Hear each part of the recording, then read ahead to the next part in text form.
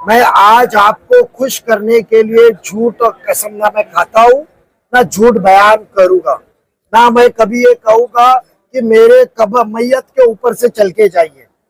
मैं ऐसे कोई बयानात करूंगा नहीं। मुंब्रा बहुत खूबसूरत शहर है। मुंब्रा की शान, मुंब्रा एक हर किसी की जान है। इस वीडियो को शेयर और लाइक ज़रूर करें ताकि हर काम जल्द से जल्द हो सके।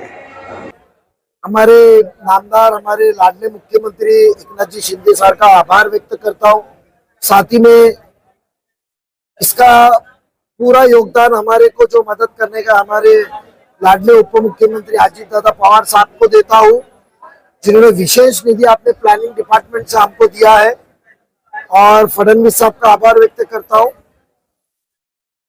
2 साल से इलेक्शन नहीं हुए महापालिका के, हल्के के अंदर कुछ बहुत जरूरी काम थे, कुछ टेक्निकल काम थे जो आवाम को राहत दिलाने के लिए बहुत जरूरी थे, मसले हल करने जरूरी थे। वो डिमांड हमने राज्य शासन महायुति सरकार के पास की थी।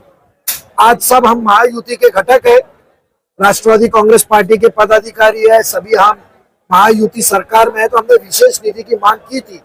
और पहले टप्पे के अंदर, ये पहला टप्पा है, आने वाले दिनों में बहुत से इंशाल्लाह दादा उप मुख्यमंत्री साहब की तरफ से, शिंदे साहब की तरफ से हमको आने वाले हैं। तो ये पहले टप्पे के अंदर 50 करोड़ रुपए का निधि आवाम के लिए मिला है और इससे आवाम के अंदर जो जरूरत काम थे सभी हल्के के कुछ कामों को लेकर 50 करोड़ रुपए का निधि दिया है। जिस तरीके से आने वाले समय में विधानसभा के 3 टर्म के विधायक है, इस तरीके से आपके पार्टी के माध्यम से आपके पार्टी की तरफ से कौन सा उम्मीदवार होगा? हमारे पार्टी के ही वो उम्मीदवार थे, घड़ियाल निशानी के ऊपर ही हमेशा चुन के आते थे। तो इस वक्त घड़ी की निशानी पे जो भी उम्मीदवार है, कुछ है हमारे पास में, लोगों ने चाहत जाहिर की है, वो हम पार्लियामेंट्री बोर्ड के सामने रखेंगे। और पार्लियामेंट्री राष्ट्रवादी कांग्रेस पार्टी का बोर्ड और ये महायुति घटक के हमारे प्रमुख नेता शिंदे साहब, माननीय मुख्यमंत्री, इनको विश्वास में लेके कोई ना कोई नाम चुना जाएगा।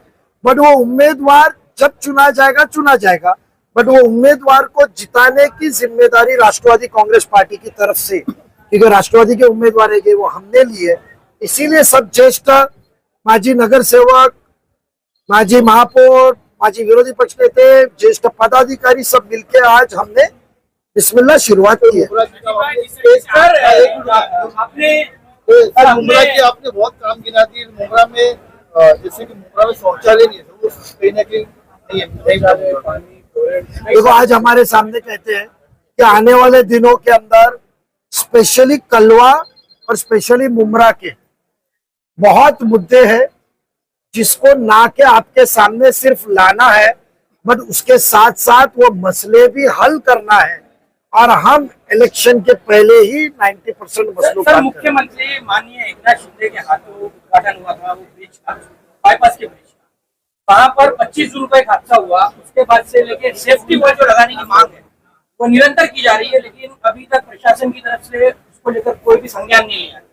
आप इतनी निधि की बात कर रहे हैं, इतना डेवलपमेंट की बात कर रहे हैं, तो उसके लिए कब कदम उठाया जाएगा? ऐसा है कि आपको मैं बता दूं, इसके लिए आप कहा कि एवरी वीक एक मुद्दा आने वाला है। मैं आज आपको खुश करने के लिए झूठ और कसम ना मैं खाता हूँ, ना झूठ बयान करूंगा, ना मैं कभी ये कहूंगा कि मेरे कब्र मैयत के ऊपर से चल के जाइए। मैं ऐसे कोई बयानात करूंगा नहीं। मैं आपको कहता हूं कि टोटल सिर्फ वो हादसे के ऊपर नहीं, हमने कल ही उप मुख्यमंत्री साहब से मुलाकात की है। आने वाले दिनों में टोटल बाईपास आत्माराम चौक से जो शुरू होता है तो वाई जंक्शन के अंदर जो आवाम के लिए जो सेफ्टी वॉल है, जो सर्विस एक्सेस रोड है, ना कि वो, बट जो एक बिल्डर के बारे में आप क्यों नहीं तहकीकात कर रहे? वो बिल्डर किसका आदमी था जिसके लिए आरएमसी आया था और वो आरएमसी गलत जगह पे डाला, पलटी हो गया, जिसके वजह से जो सम्राट नगर के अंदर कुछ नाबालिग लोगों की मौत हुई। सम्राट नगर अलग है, बाईपास का वो, अरे बाईपास से ही उतरा ना वो, और जो अरेस्ट किया गया, कार्रवाई भी हुई बिल्डर। सुनो, वो किसका था। और सेकंड चीज, जो वो बाईपास का आप बताए जो हादसा हुआ था, उसके लिए जो सेफ्टी वॉल है, जो प्रिकॉशन लेना है, और उसका सर्विस रोड जो लेना है बाजू का, मेरे ख्याल से राजू अंसारी ने वो सिफारिश किया था, बट निधि अभावी वो टप्पा नंबर 2 में रखा गया है। और वो सेफ्टी वॉल की मीटिंग आने वाले दिनों में माननीय उप मुख्यमंत्री साहब के दालन में लगने वाली है, और वहां से आने वाले दिनों में निधि अभावी मिलने वाली है। एनडीए में आप मौजूद हैं, एनडीए में सरकार है, महायुति, हाँ महायुति की सरकार है इससे, लेकिन आपका एक घटक पक्ष मन से लगातार अल्पसंख्यकों को लेकर कंडीशन को बयान करता है, क्योंकि लोकसभा में जिस तरीके से मैं आपके बयान से मुत्तफिक नहीं हूँ, क्योंकि वो घटक पक्ष नहीं है, ना हमारे वो सरकार में है, ना उनका पाठिंबा है, और उनके अध्यक्ष उनकी बातों से हम सहमत नहीं है।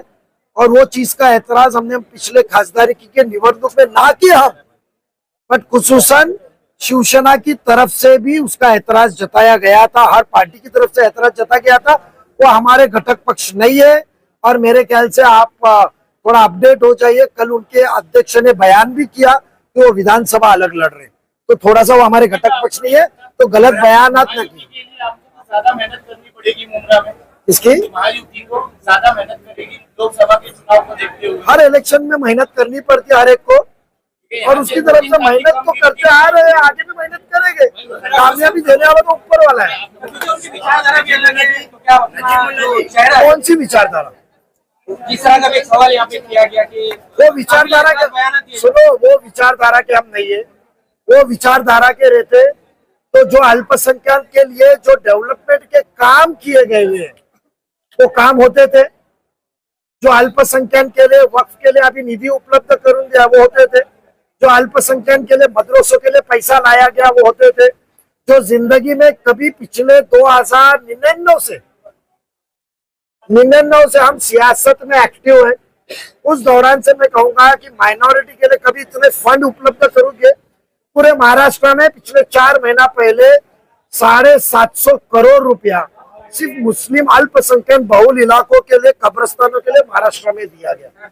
1 साल के अंदर इतनी बड़ी रकम कभी किसी को दी नहीं गई थी। में जो डेवलपमेंट के काम हुए हैं उस पर क्या इंक्वायरी करेंगे या कबूल करेंगे? देखो, जो डेवलपमेंट के नाम पे पैसे की अफरा तफरी की गई है, वो हम हमारे माजी नेता और आमदार उनके जो बयान और हकीकत में क्या है वो चिट्टा घोल पोल खोल करेंगे, और हकीकत में आवाम के सामने सही चेहरा हर चीज का लाएंगे।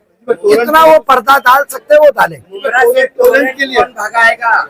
आमदार भगाएंगे जितेंद्र आवाज या एकनाथ शिंदे जी भगाएंगे? दोनों में से किस पे मोहर लगाएंगे?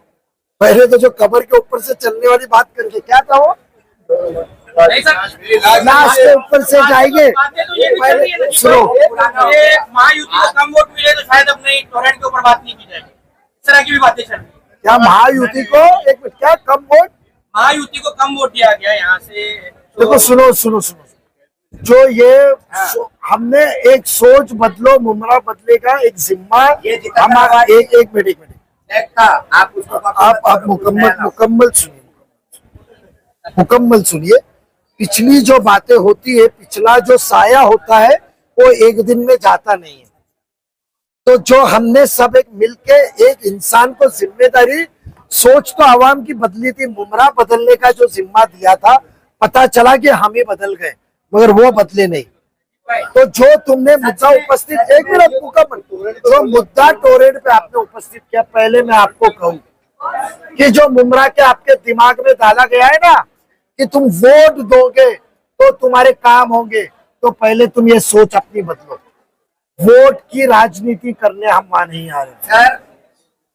टोरेंट के ऊपर हमने पहले ही कहा विशेष प्रेस कॉन्फ्रेंस आने वाले दिनों में ली जाएंगी। हाल ही में कुछ वीडियो वायरल हुए हैं, किसी और के ऊपर इल्जाम डाला गया है।